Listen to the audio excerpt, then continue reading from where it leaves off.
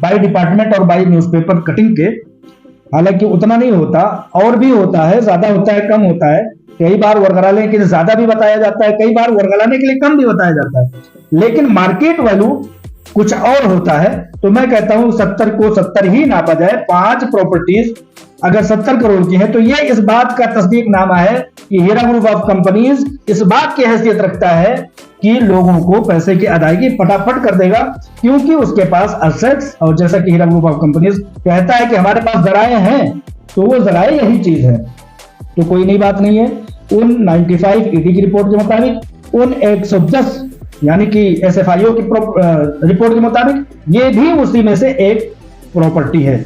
मुस्बत 2 बातें बता दी। तीसरी बात मैं आपको बताना चाहता हूं कि जब किसी प्रॉपर्टी पर ईडी का अटैचमेंट होता है, किसी भी बवाल में, किसी भी झगड़े और तनाजा में, तो उसका एक मुस्बत पहलू यह होता है कि ईडी जैसे डिपार्टमेंट ने इसको अटैच कर लिया है, अपनी निगरानी में ले लिया है, तो इस दरमियान में, इस तनाज़ात के मौसम में कोई दूसरा लैंड ग्राइबर इस पर उंगली नहीं लगा सकता।